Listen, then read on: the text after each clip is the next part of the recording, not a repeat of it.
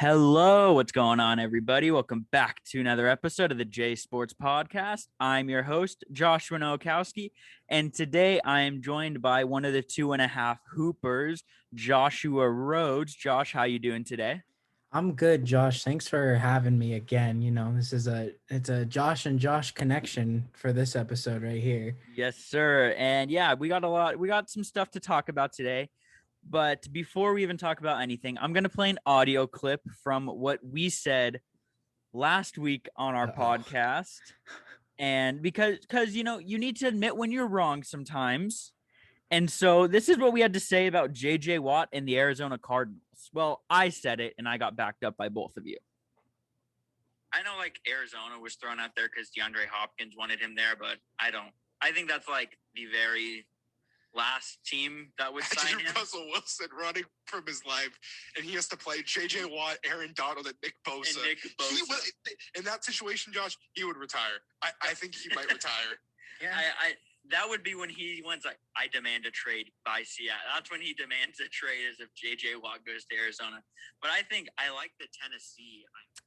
So on Monday, JJ Watt signed with the Arizona Cardinals. So that's cool. So we look real stupid right there, but that's okay.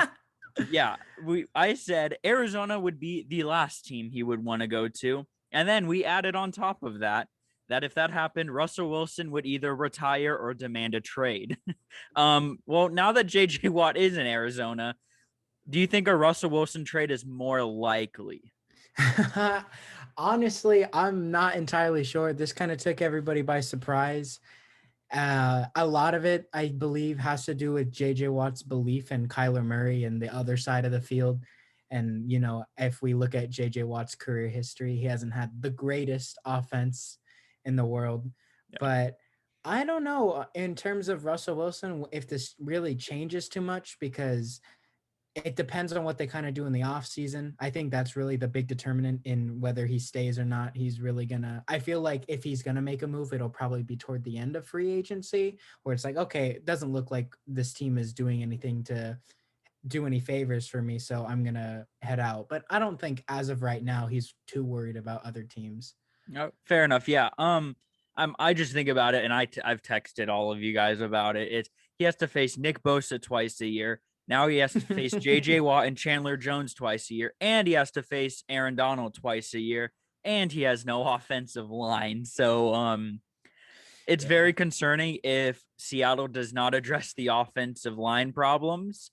If they don't do anything about it, that is very telling on how they feel about Wilson, and they were really just kind of stabbing him in the back, in my opinion. Oh. I think I've lost you. Hold on. That is odd.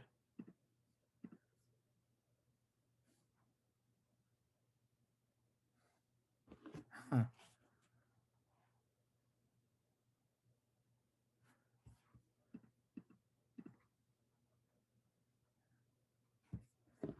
That is so peculiar. What?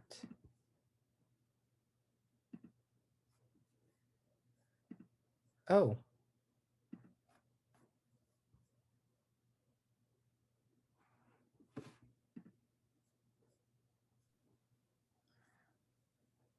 Oh, everything all good? I guess so, yeah. It reconnected me, I wasn't even there for a while. Oh, that's peculiar. Yeah. Okay. Well, sorry. So I was just saying about the JJ Watt. He has to face all those guys, or with Russell Wilson, he has to face all those players twice a year if they don't address that in free agency.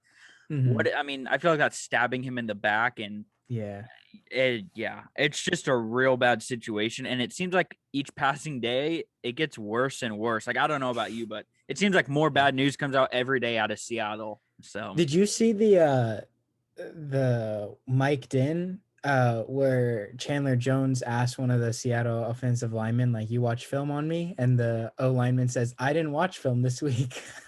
I think that's a perfect encapsulation of the Seattle Seahawks offensive line for the last couple years, that 30-second clip. Wow. That's very scary if Pete Carroll's not telling their offensive line is Minnesota's offensive line is so bad, but it is on the level of Seattle's. Like Seattle's offensive line is so bad. Yeah. And then you're not even having a much film on Chandler Jones, who is a monster. Yeah. That's very scary to hear that come out of an offensive lineman's mouth. But yeah, so yeah, JJ Watt signed with Arizona. We were very wrong about that. I had Buffalo. George had Green Bay. You had it was Chicago or Tennessee, correct? Chicago or Pittsburgh. I was leaning toward Pittsburgh. Pittsburgh. Oh, George threw out Tennessee. George was the one who threw out Tennessee. Yes. I think. Yeah. So we were all wrong. That's okay. You know, we're the podcast that, you know, you guys did it with your basketball repentance. Yeah, your repentance. You just admit when you're wrong. You know, we're not gonna cover some up of us. Some of us do. Whoa! Don't throw shots. Don't throw shots. I'm kidding. Don't throw I'm shots. Absolutely kidding. Yeah. So yeah, we admit when we're wrong. It's okay, but you know, and we can celebrate when we're right because you know. But we're not just gonna wash this under like we were all wrong. Oh well, you know, we'll get them next time. But so All-Star Weekend is this weekend, and I am I shouldn't say I'm somewhat excited. I don't know what I'm gonna think of it. I don't know. The players don't want to be there, so I'm kind of like I don't know how fun is it really gonna be. There's gonna be no fans, all of that. But before we get into the events going on a one-day Sunday event, the draft took place, and the last two players taken were Donovan Mitchell and Rudy Gobert. Which, okay, Rudy Gobert, I understand. Donovan Mitchell, I don't understand. Because, okay, I'm just going to name some of the players that were taken before Donovan Mitchell. Okay, here we go. Where are the starters? Here's who was taken after Donovan Mitchell. Before Donovan Mitchell.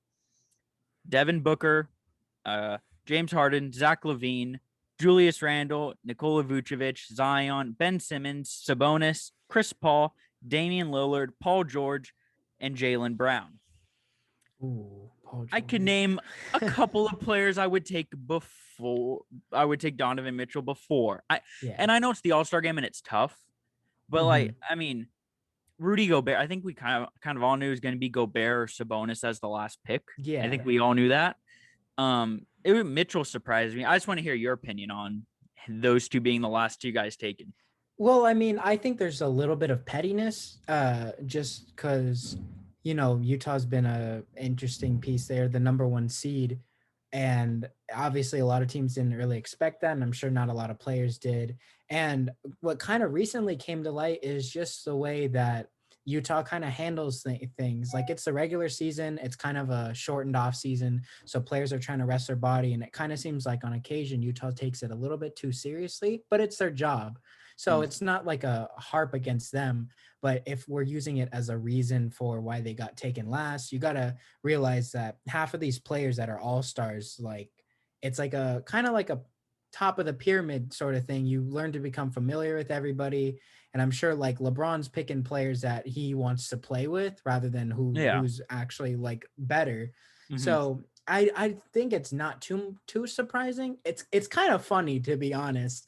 I mean, I really like you said, I didn't really expect like Donovan Mitchell to be like one of the last picks because he's had a phenomenal year. And I mean, he shouldn't be, but again, you kind of have to understand like where the players are coming from, how they pick. And there's a little bit of pettiness, especially considering Utah is number one by a good mile right now. Yeah. I will say, so Devin Booker has been replaced. He's replaced by the third Jazz player, Mike Conley, getting his first All-Star appearance. My thing is like, it's his first All-Star appearance, but like, I feel like that's such a like crappy way to be in. Like, hey, someone's injured. Come on, Mike. Like, and that's your first nod in is because someone either is Booker injured or is he just not going? He is hurt. Okay. So he hurt himself like a game or two ago, and they weren't. I think they're just gonna rest him. But I'm gonna say it for Lehman as well. I think DeMar DeRozan probably should have gotten that spot over Mike Conley. I mean, like, I would agree.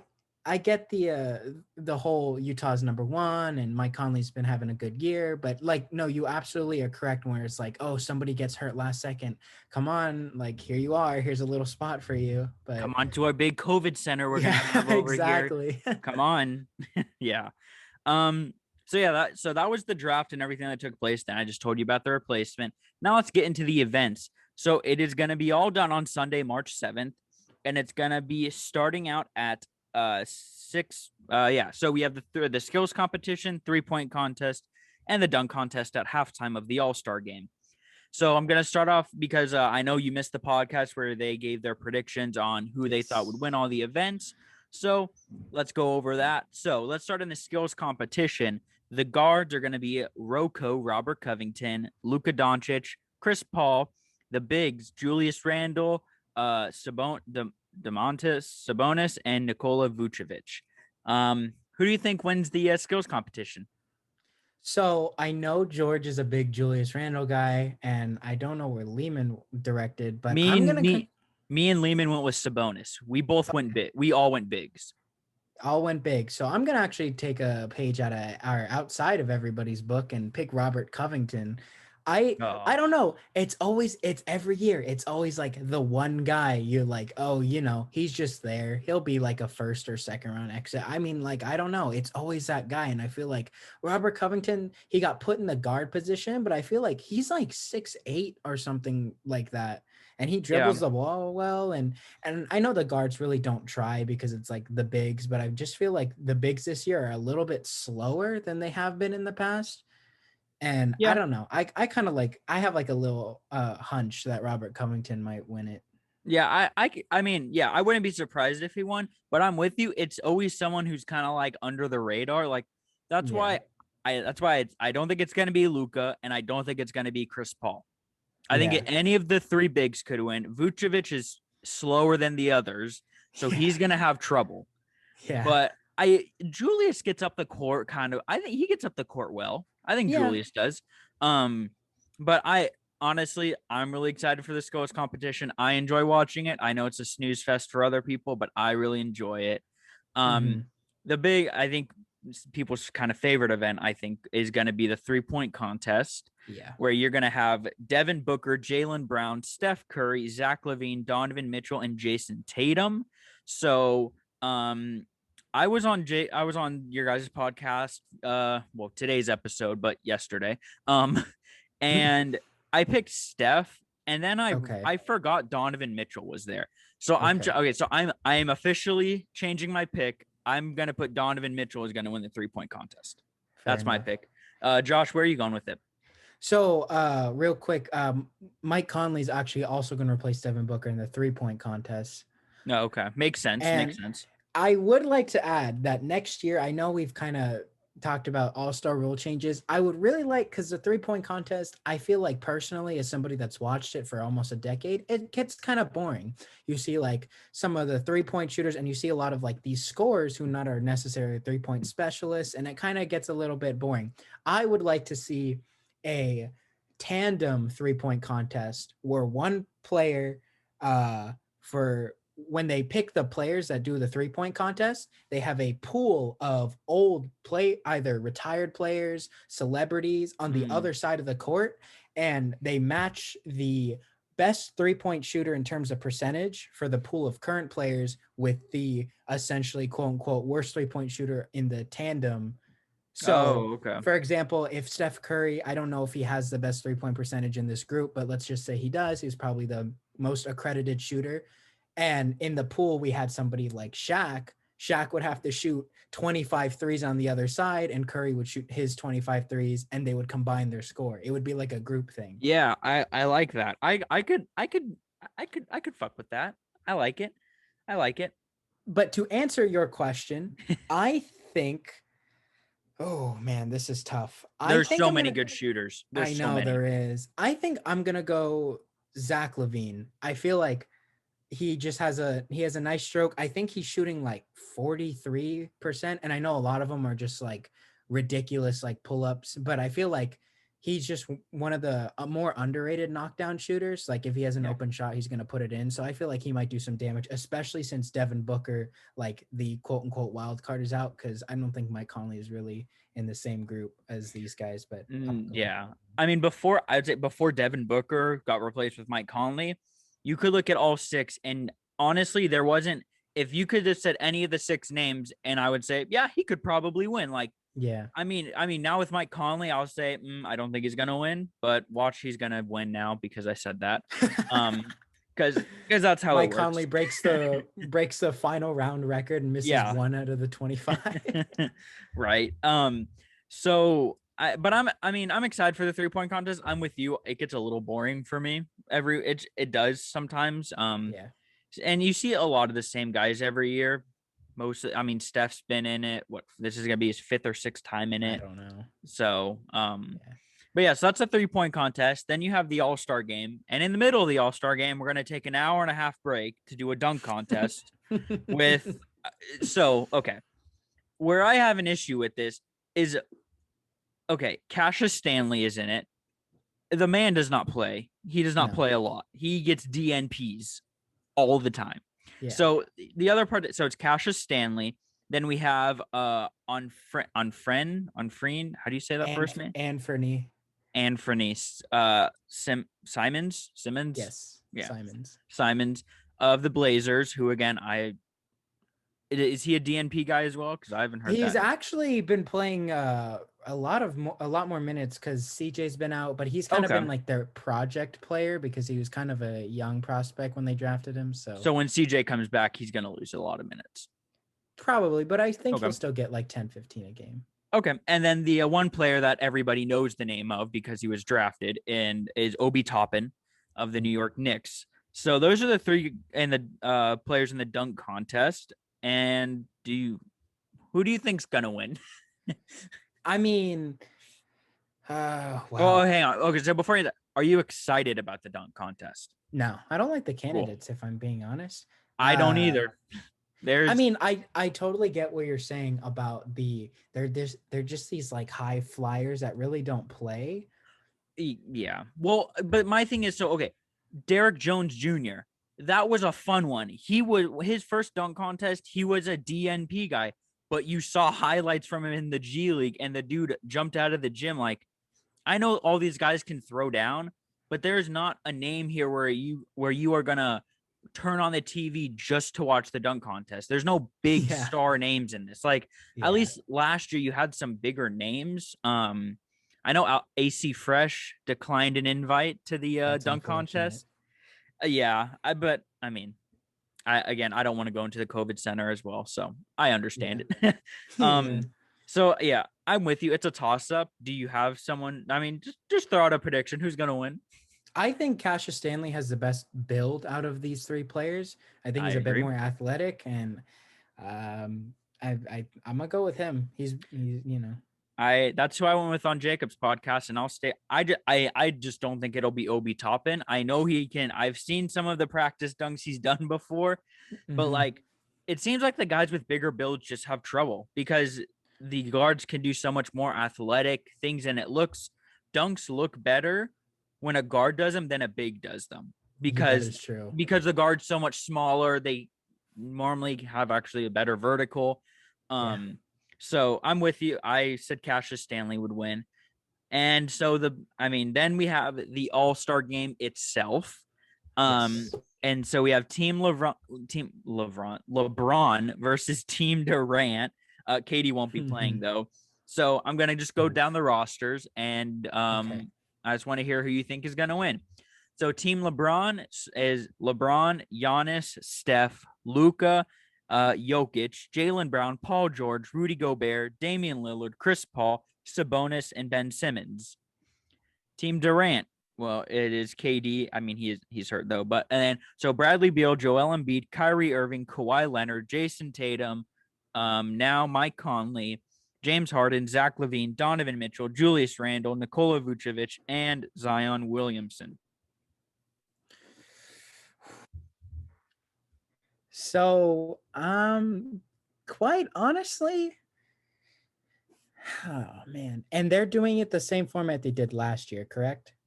I believe it's going to be the target score kind of thing. Yeah. The target score, same thing. Okay. I'm gonna go with, I know a lot of people are probably gonna pick Team LeBron Oh, just you're because the oh, high oh flyers. my.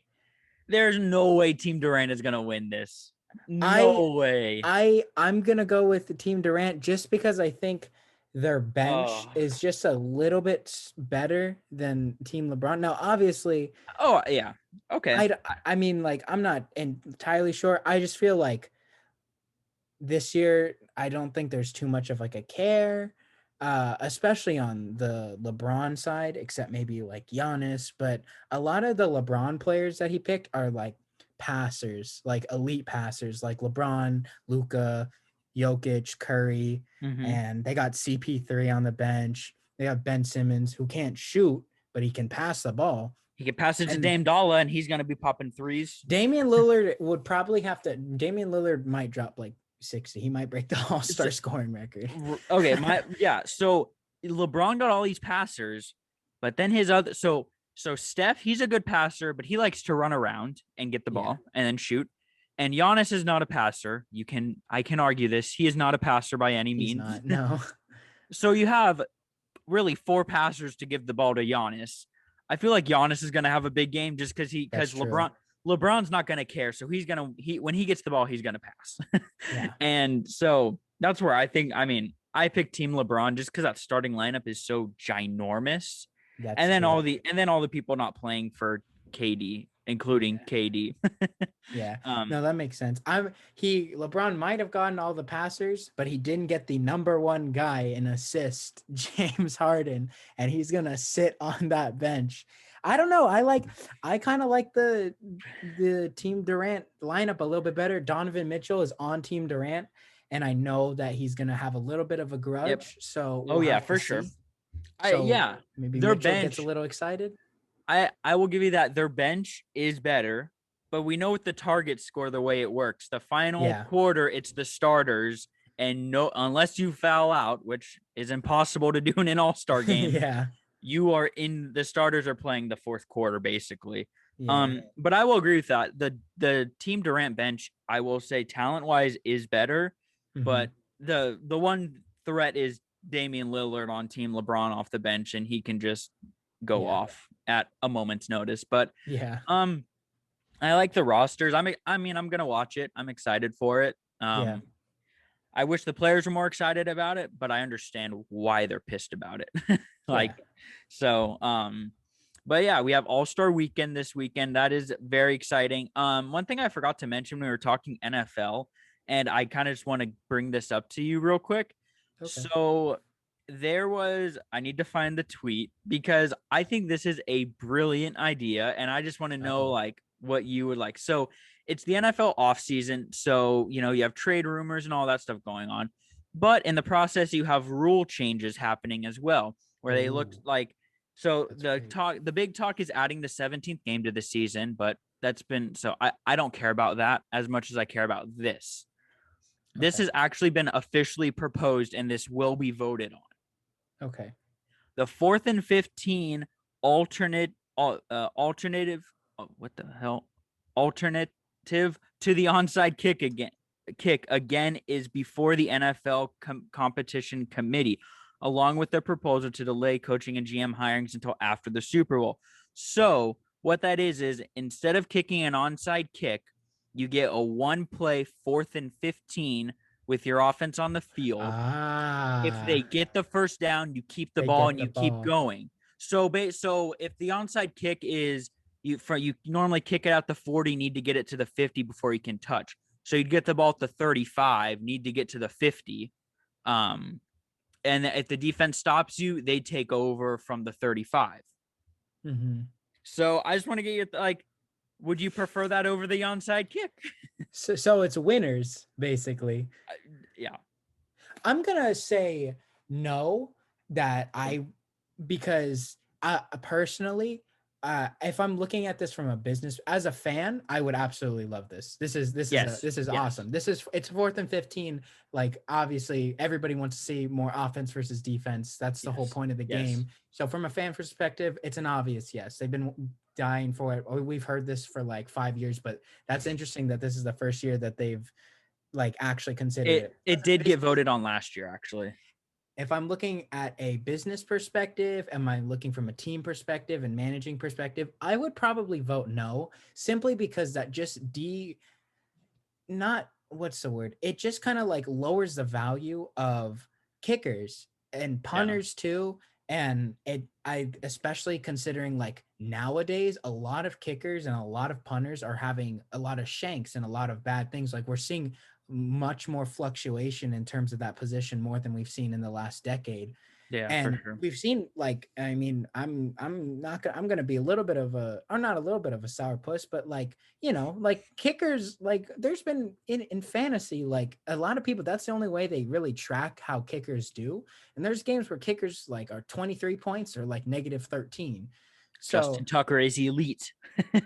Younghoe Koo really won me a lot of games this week and this year. Look away, Charger fans. Look away. Yeah, but I just don't like the idea of a NFL position like that being as low in value if we put this into main consideration. As a fan, I love the idea, but you want to have like those little fun specials, and like especially like that one game I have to mention as an example, that Falcons Saints game where the Saints were up like 3 scores, and then Younghoe Koo, the legend himself, had 3 onside kicks in a row, and they got it all 3 times, and it blew my mind. And I don't know. I think that like just devaluing a position that used to be so important is a little bit sketchy for me, but I like the idea as a fan. Yeah. So yeah, as a fan, I am with you, and I agree with all your points there for sure. I've also heard like I listened to a lot of Dan Patrick, which he's like he doesn't like to spew bullshit. He spews. I think he spews good-ish ideas, and he said why don't you just, instead of paying your kicker separately, what if you train like your your third string running back to punt the ball or figure out how to kick a football. And so then you don't have to have another space for a kicker. You have your third or your 5th string wide receiver or whatever. My only problem with right now, and we won't talk about that, and I just wanted to bring my problem with the onside kick right now is the new rule where the players on the sides can't move until the ball is kicked. Younghoe Koo got the 3 in a row, but if you look at it from percentage wise, onside kick recoveries went down by like 25% or more this past season. So if I'm not going to do the 4th and 15 that rule, if I'm not going to change it to that, I changed the rule back to you can get that running start. So it's that jump ball play, because that is such an exciting play in the NFL. It is. That ball is in the air and you have 2 guys jumping up at the same time to get it. So I would change the rule back to that, in my opinion. But it's a fun. You would also have to, sorry to cut you off, but no, you you're would also good. have to consider teams that have these like elite offenses. Like you would have to get to a point where it's like teams might start just investing big money on these offense. Like we've seen the Chiefs, like they have a relatively decent defense. It's not terrible, but their offense is just so far elite over the others. You would have to wonder like if this makes it practically unfair, because if the Chiefs get the ball to start the half, well, they only need 1 stop, and if they just keep scoring, the other team doesn't get the ball.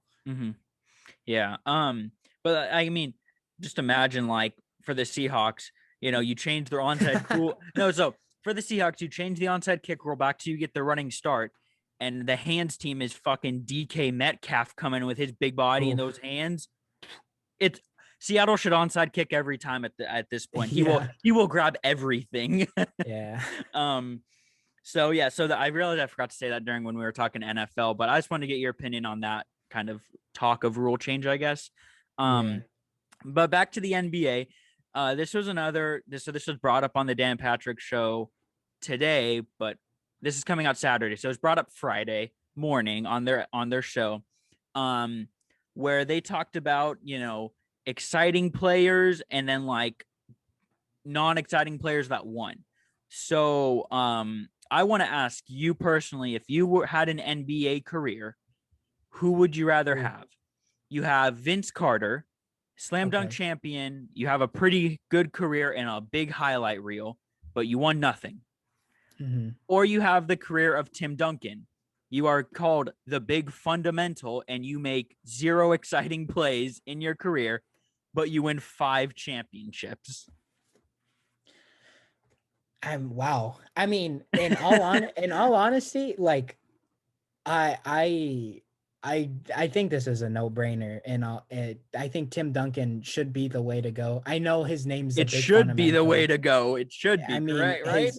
He the thing is, like, I love like going and diving into history, and like Tim Duncan, when we started watching basketball, he was just like kind of like a shell of himself, and like he was just like the team guy. He might be the face of the Spurs, but he was just like the team player. But then you look back and you like kind of see his film. It's kind of like when, like, if your dad came up and was like, oh, back in the day I was really good, and then you don't believe him, and then something like you see like an old newspaper in one of the drawers and it's like win state championship, scores like 50 points, and it's like, what, really? So and with Vince Carter, it's just the only thing I can really think of is, even though like super exciting, all I can think about is how he's one shot away from possibly an NBA Finals because they took AI to 7. He missed that shot. Or mistakes he made while being traded, like he was in the Eastern Conference Final with the Magic and they decided to run it back and he still left. And it was just those are the decisions and like the thoughts that's the only thing I can think about, like how he failed with Jason Kidd for most of the 2000s on the Nets. And those are like, even though it was slam dunk champ, but like that's just thrown in your face that you're just forced to look at other things, and the other things being failures. It's kind of unfortunate. Whereas Tim Duncan, it's all you look, everybody wants to tell you how boring and basic he is, but the more you look into it, the more successful and exciting it is. Yeah, I'm with you. I would have taken Tim Duncan any day of the week. That's easy for me. I mean, but they had people I mean, in their Danette group, they had people who were like, but Vince Carter's exciting. Like, I don't want to have the nickname the big fundamental. Yeah, but you have 5 rings. Like, I don't like, I get excitement. Like, that's like watching like kind of basketball now. You have the Jazz, who are not a very entertaining team. And, you know, they're a good team, but no one, I mean, you've heard all the slander about the Jazz this year. Yeah. And then you have the Charlotte Hornets, who are a okay team, but they have LaMelo Ball, who's exciting. Yeah. So, I mean, but I love those hypotheticals. Like when they brought that up, like Tim Duncan or Vince Carter, I was like, oh my gosh. I was like, that's a good one. I was thinking about that for a while. I was like, I mean, the obvious answer is Tim Duncan, but of course there are people that said Vince Carter, but I wanted to bring that to you to see what you bring up a good point too, with the nicknames. Like, we know, like, we'll just take the 2 top nicknames. Like for Vince Carter, it's Vinsanity. That's the one you hear the most. Yeah. And the thing is, like, we've already changed that. Like we had Jeremy Lin that time, and it's just one letter different. Linsanity. Exactly. Yep. Who else do you know is called the big fundamental? Like, that's his name. Yeah. And there will never be another big fundamental in the NBA ever. Exactly. Yeah. And so before we get into our last segment for the day, which it's going to be a good one. I just want to briefly say Governor Gavin Newsom has given the okay for all 5 California baseball teams to approve fans in the stands. Nice. And you can, if you're watching on YouTube, I got my Eric Gagne Dodger jersey, my Dodger hat. I will be at the ballpark, hopefully for a couple of games. I am excited. It has been over a year since I've been at a sporting event. So when tickets go on sale, I'm gonna hop on them. Just quickly, like, does this, so them opening up, and they also are opening up the theme parks, Universal, Disneyland, Knott's. Those are also going to be opened up starting April 1st. I just want to ask you, does this in any way kind of like affect maybe the NFL? Not the NFL, the NBA or NHL, because those ones are indoors, while these stadiums are mostly outdoors. I feel like it's still a little bit farther away. for the indoor stadiums than the outdoor, just because, like you said, like indoor, it's just a little scarier because it's just entrapped, especially with Yeah. hockey because of the Yeah. temperature. Some stadiums have hockey right now. And there's Yeah. legit talk in Orange County of Honda Center opening up at some point. So I guess I'll ask you Interesting. like this. Do you see fans at Staples Center this season? This season, as This in season. ends by I believe May. We'll include playoffs. If they make the No, playoffs. No? Okay. no, I So don't from think now so. until June. So this season there'll be no fans at Staples Centers. I That's feel your like if Adam Silver's smart, he'll cut this whole season as in just no fans in general, yeah. because I think they're doing relatively okay. And then, or just the way they have it, because I know some stadiums are letting players in. And then next year, because we're expected like a larger population to be vaccinated and Yeah. all the progression and the disease to continue to decline, I feel like that's when we can kind of go a little bit heavier and a little bit higher. So kind of just like a big push. Okay. All right. I just want to get your opinion on that, but I'm excited for baseball, and that's an outdoor environment, so of course it's different. But we are at the final segment. Josh knows what this is about. We very much Yes. disagree on this, but we're still gonna we're still gonna be friends after this. It's okay to disagree. So yes, Josh says James Harden is an MVP candidate. I strongly disagree. So we're just gonna make our case. So Josh, the floor is yours. Alrighty. So I'm going to first by say this case is a strong asterisk because it all depends on Kevin Durant. And I feel like if Kevin Durant returns relatively close or soon, his stock immediately goes to zero. Or not zero, but pretty low, because then there'll be like he might not even be the number one player on his team argument. But right now, well, there's my point. Damn it. I know Kyrie Irving wants to talk about it all the time, but James Harden right now, I think, is averaging about 25 and a half. And I think he's still the assist leader, or he might be averaging a bit more. But he's averaging, I think, like 11 assists. I'll double check it right now for you. In Brooklyn, he's averaging 25 and a half, 11.4 assists, and 9 rebounds. That's just in Brooklyn. Now, I know the Houston case kind of hurts him because they were losing games or going 500 with him.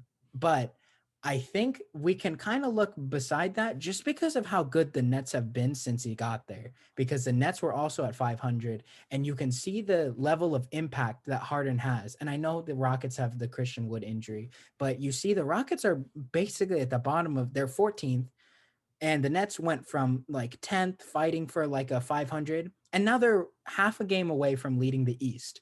And this has all basically been without Kevin Durant. They've had like 2 games with Kevin Durant, and it was just the Colin Sexton show, apparently.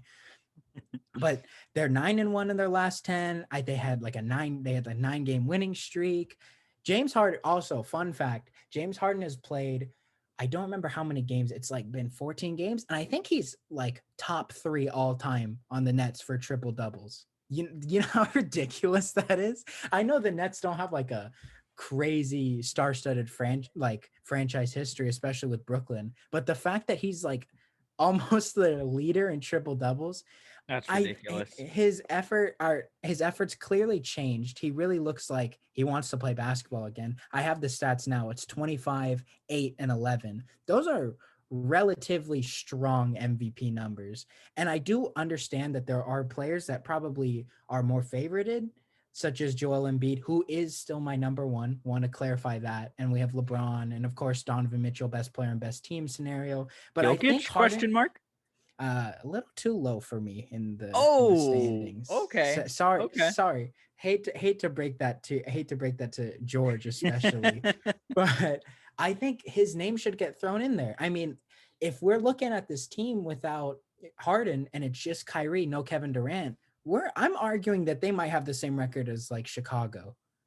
Okay, that's very fair. Very fair. And the thing is, they're not just beating teams; they're beating really good teams. And some of them are not even with Kyrie. Like the Suns game, they had no Kyrie. Yep. They're beating like the Clippers, Celtics. They're beating a lot. They beat the brakes off the Lakers. I watched that game, and it's just like they seem like they know what they're doing, even though when you look at it, it's if you look at the headline, Nets are winning without Kevin Durant, you're scratching your head. And I think that answer can be in two words: James Harden.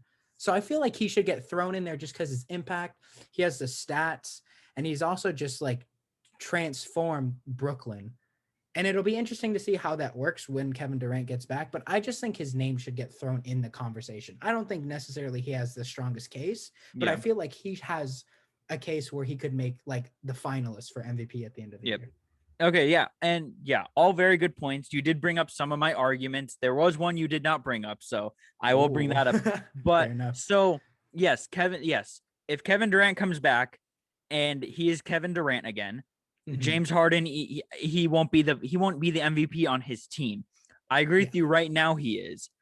But can he, and I know the MVP doesn't really go into this, but can he do that? Can he sustain it for the rest of the year? And can he sustain that in the playoffs? The playoffs is the big one for me, but that doesn't go into the MVP talk, so that's a different conversation.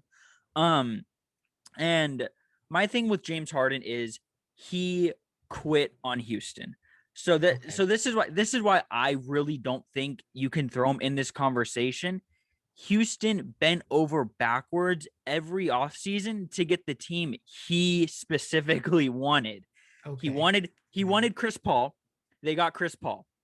Chris Paul called him a bitch and was like, you need to play like a man. And he was like, get out of Houston. And so they traded him for his best friend, Russell Westbrook. And then they lost to the Lakers. And apparently they are like, yeah, I don't want to play with him anymore. I want him out. What do? They traded him for John Wall. So Houston has bent over backwards for this man. Literally, they said, and then he's like, yeah, I think I want to trade. And they're like, what if we get this nice Christian Wood guy? And he didn't, in my opinion, he didn't give this year's Houston team a shot. He was so in his head, he's like, I want out. I'm getting out of here. He didn't give this team a shot, which honestly, in my opinion, John Wall, James Harden, Christian Wood, and then, I mean, you did in Victor Oladipo for, I mean, he's still there, but it seemed like he's not going to be there for a while. It just seemed, well, I guess Oladipo wouldn't be there. It just seems like to me, like he didn't give this team a shot. They could have been a really good and a very special team, in my opinion. They could have been a playoff team, I think, this year. So yeah, in my opinion, he kind of just like he gave up on the team and he never gave him a shot when Houston has been nothing but great to him and given him literally everything he wanted. So he never gave the team a chance. He quit on them. And then I guess this one is like, I don't want to say like a nitpick thing, but it's something I look in my MVP. It's hard, and I know it's improved, but he still doesn't play defense. And like, in my opinion, and like your most valuable player, you have to be valuable on both ends of the court. That's Giannis, I mean, until lately, he was valuable on both ends of the court. Now he's getting exposed by point guards in the paint, which I find hilarious. Yeah. And then like Embiid, he is playing good defense this year. He is being an MVP on both ends of the court. LeBron shows every once in a while. Sometimes he gives up on a play, and then sometimes he just rejects you into the 10th row. So he shows spurts of being an MVP on both sides of the court. Jokic, he is another out. He's why he's low on my list as well. His defense isn't MVP type for me. Donovan Mitchell, I think his defense is MVP for me. So I guess my arguments against it, my big ones are he gave up in Houston. He gave up on the team that gave him everything, and literally like their franchise is fucked because of him, because they did everything for him and now they're screwed.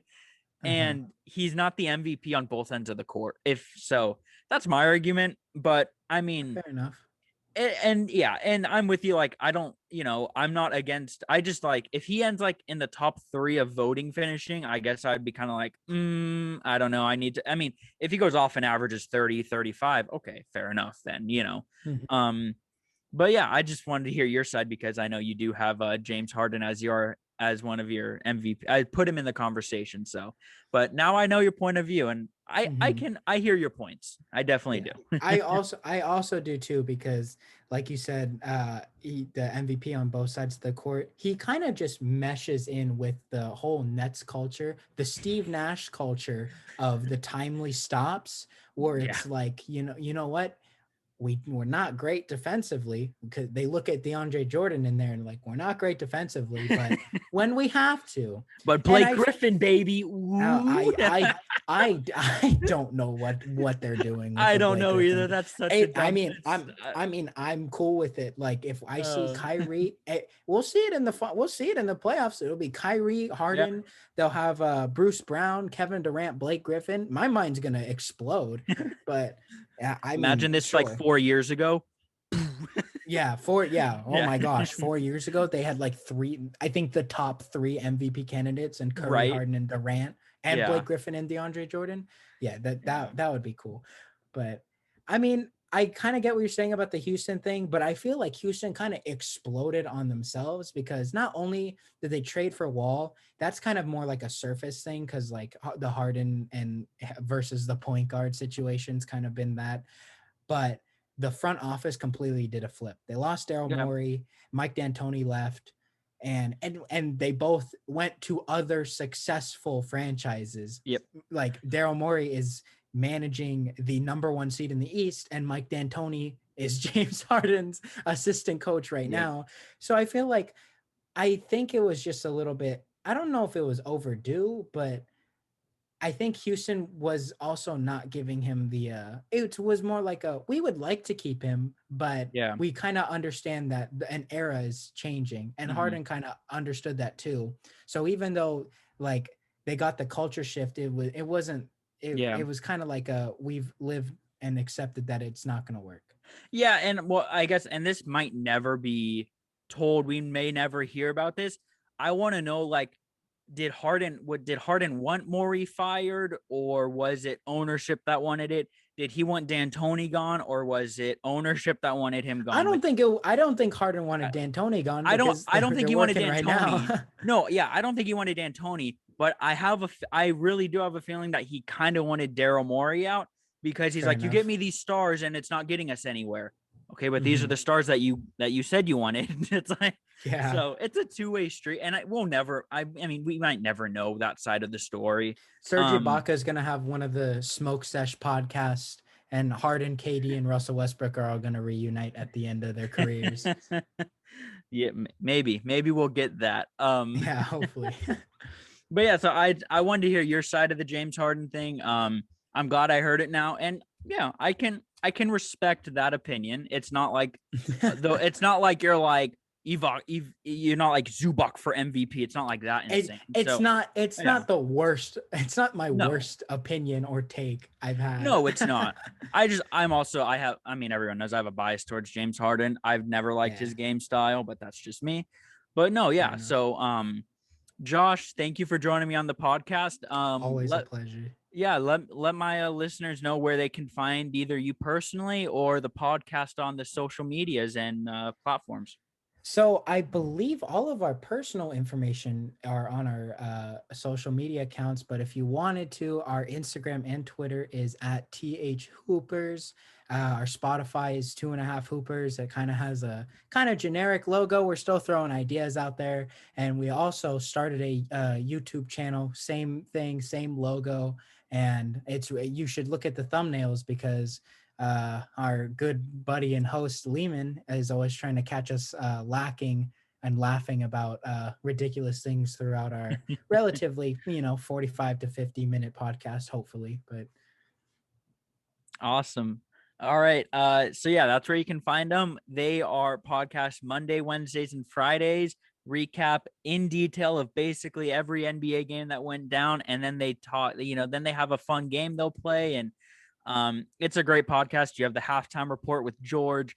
So if you haven't already, go check out their podcast. Give them a listen. Give them a follow. Give them some love, everyone. And so that's going to do it for today's episode. Thank you everyone for listening on Spotify. Hit the follow button there, like and subscribe on YouTube. and go check out the 2.5 Hoopers YouTube channel and podcast, which you can find basically wherever you listen to your podcast normally, Spotify, YouTube. Are you guys on Apple? That's not a question that I can answer, to be honest. Anchor. I would hope Anchor. so. Yeah, and then I know you guys are on Anchor too. So yeah, give them some love there, and be sure to follow me on Instagram, J_sports_podcast. And until next time, this has been Joshua Nowakowski of the J Sports Podcast. Peace.